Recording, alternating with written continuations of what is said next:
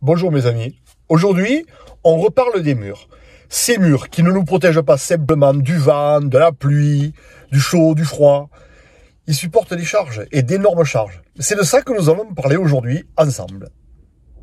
Bonjour à tous nos abonnés et à ceux qui nous découvrent pour la première fois, soyez les bienvenus. Le but de cette chaîne en quelques mots, partager ma passion et vous montrer en images 41 années de trucs et d'astuces d'un artisan, mais pas simplement, c'est ce que vous découvrirez.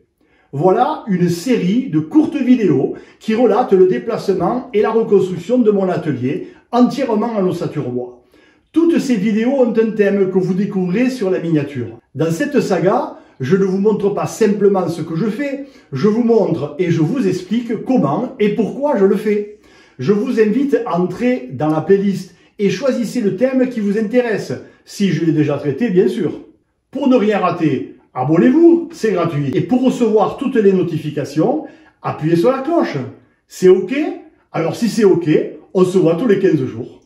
Je vais t'expliquer simplement comment réaliser un mur pour une maison d'habitation en rez-de-chaussée avec une hauteur sous plafond de 2,50 m, sans partir dans des explications complexes de calcul de charge. Souviens-toi que le mur va reprendre toutes les charges et de façon permanente. Lorsque je parle de charge, je pense à la toiture, ce qui veut dire en détail la charpente ou le toit terrasse, avec son isolation, les tuiles, les plafonds suspendus, le poids des menuiseries, les plaques-plâtre sur les murs, l'isolation de ces mêmes murs et les équipements divers et variés qui seront suspendus au mur. Et dans le cas où il y a un étage, il faut ajouter la charge d'exploitation, c'est-à-dire les gens qui vont occuper la surface plus le mobilier. Et à cette charge, il faudra ajouter les cloisons isolées, les portes, l'isolation des planchers et de nouveau le plaque-plâtre en plafond qui ira se loger sous cette dalle. Et ensuite, le revêtement au sol, léger pour les parquets et lourd pour le carrelage. Et enfin, le poids des équipements sanitaires. Puis, il y a les charges ponctuelles ou accidentelles, comme le vent et la neige. En fonction des régions, ce n'est pas du tout pareil. Tu peux trouver sur le net le classement à appliquer par département ou par région. Pour la charge de vent et de neige, tu trouveras ça selon Eurocode 1. Pour avoir toutes ces données, et un calcul le plus proche de la réalité, il faut te rapprocher d'un architecte spécialisé dans la construction de maisons bois ou un bureau d'études qui te donnera le dimensionnement à appliquer. Alors bien sûr, toutes ces données sont à prendre en compte pour fabriquer le mur et dimensionner les linteaux. Tout projet commence par un plan d'architecte, ou pas, si tu sais faire tes propres plans. Dans tous les cas, tu vas devoir redessiner tous les murs en élévation pour bien visualiser les ouvertures, les linteaux et positionner les retombées de charge sur les fondations. Puisque je te parle des fondations, c'est sur elles que les charges finissent par être supportées, donc il va falloir évaluer le poids total de la maison et en fonction de ce poids, tu adapteras le type de fondation sur un hérisson, sur un vide sanitaire, sur des pilotis, sur une dalle flottante et en fonction de la nature du sol, bien sûr. Je te conseille de faire une étude de sol pour connaître la nature du sous-sol et de sa portance. Ne fais pas l'économie de cette étude car elle va te donner des informations très importantes car en fonction de la nature du sous-sol, tu adapteras tes fondations et tu réaliseras dès le départ de très grosses économies. Non, non, je ne m'écarte pas, je suis toujours en train de te parler des murs. Comme quoi, on part du fêtage pour aller vers les fondations et après calcul des fondations vers le fêtage. Ce qui confirme le dicton qui dit « L'homme sage se met en bas de la tour et fait ses comptes ». Alors par exemple, si ton sol est sablonneux, meuble ou argileux, tu auras tout intérêt à choisir l'option pilotis et prévoir une dalle bois isolée. Pour conserver une belle accroche visuelle de ta maison au sol, tu pourras combler visuellement le vide dit sanitaire. Tu sais, ce vide qui reste entre le sol et le bas de la poutre de la dalle bois. Tu pourras le faire avec un parterre végétal. Je pense à une petite haie de faux buis ou même du vrai buis, mais le faux buis pousse plus vite. Mais il y a une multitude de végétaux et ils rempliront parfaitement cette fonction. Une couronne de lavande dans le sud, chez nous, eh bien, tout autour de la maison sera la bienvenue pour éloigner les moustiques en été. Et de plus, c'est super joli quand c'est en fleurs. Tu pourras aussi dissimuler ce vide sanitaire avec un treillage. Ça demande moins d'entretien. Dans le cas où tu es sur un sol dur, stable et caillouteux, le plot béton peut être envisagé. Dans ce cas aussi, tu peux commencer ta construction sur une dalle bois et rien ne t'en empêche. Puis, il reste le vide sanitaire classique, bâti ou coffret, sur lequel tu peux encore une fois démarrer avec une dalle bois. Et oui, si tu aimes le bois, tu vas démarrer tout de suite sur une dalle bois. Et de ce fait, tu supprimeras le pont thermique dès le départ. C'est ces ponts thermiques transversaux liés au plancher béton qui, malgré les planels isolés, sont très loin d'égaler les qualités thermiques intrinsèques du bois. Toutes ces options sont à étudier dès le départ, car suivant le cas retenu, tu auras des frais plus ou moins importants sur le post-terrassement, adaptation au sol. Prenons le cas du béton, pour ne citer que lui.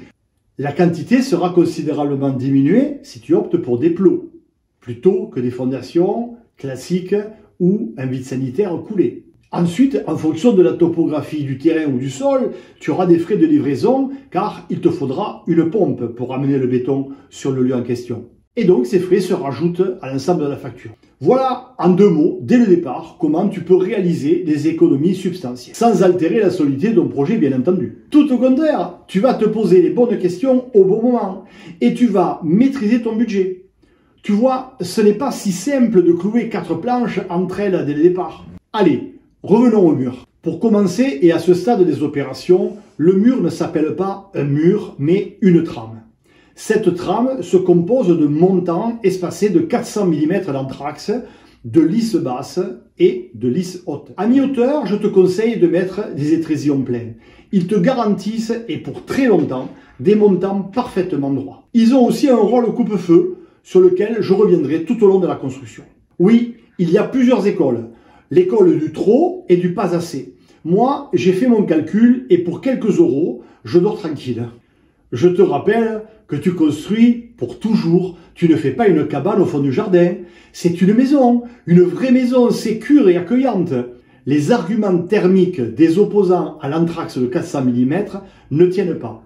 Oui, les détracteurs disent que plus tu multiplies le nombre de montants, plus tu multiplies le nombre de ponts thermiques. Ce n'est pas tout à fait faux, mais c'est d'une autre époque. Par une isolation extérieure complémentaire, tu neutraliseras définitivement et très largement ces ponts thermiques. Alors tu sais, ces dernières années, la maison bois a elle aussi beaucoup évolué. Et on tend vers une maison dite passive. Une isolation complémentaire sur l'extérieur viendra amplement neutraliser ces soi-disant ponts thermiques. Et bien voilà, un endroit où investir intelligemment les euros économisés sur le terrassement et l'adaptation au sol. Donc, c'est dans cette trame que l'on va intégrer les ouvertures, les portes et les fenêtres. Pourquoi 400 mm d'anthrax? Parce que c'est un multiple de 1200 et que le panneau OSB qui va contreventer notre trame a une dimension standard de 1196 par 2800, ce qui laisse un petit jeu de dilatation entre chaque plaque et ce petit jeu te facilite le réglage de ton panneau sur la trame. Ce panneau contrevendant viendra toujours se raccorder sur l'axe d'un montant, c'est-à-dire sur les 45 mm pour être collé et agrafé. On dit aussi cousu. Tous les 10 cm en partie périphérique et tous les 20 ou 25 cm en partie courante. Alors, tu pourras clouer soit sur un montant de trame, soit sur un montant d'appui, sur toutes les traverses horizontales, car ce panneau doit être cousu sur toutes les pièces de bois qui le reçoivent. Le bloc d'ouverture est un ensemble de pièces qui viendront s'intégrer indépendamment de la trame. Et c'est à ce moment-là que la construction commence réellement. Et encore une fois, ça commence sur le plan. Car c'est sur le plan en élévation que tu vas bien comprendre ce que tu vas faire grandeur nature. Il va falloir doubler les montants toute hauteur, qui s'appellent montant trame, par des montants qui s'appellent montant de linteau, montant de tableau ou montant d'appui. La traverse linteau et la traverse d'appui qui vont déterminer par leur largeur l'emplacement de la fenêtre ou de la porte, ils s'appuient sur les montants que je viens de citer. En fonction de la largeur du linteau et de la charge supportée, il faudra doubler, voire tripler ces appuis. Voilà, je termine sur ces appuis pour ce premier cours de construction, si je puis m'exprimer ainsi. J'espère ne pas t'avoir perdu. L'avantage de la vidéo, c'est la touche pause et la touche retour. Et en plus, tu peux me poser tes questions. Je suis là pour t'accompagner. Allez, je m'en vais te préparer la prochaine. Porte-toi bien et prends soin de toi. N'hésite pas à partager et à me laisser tes commentaires. À dans 15 jours. Bye bye.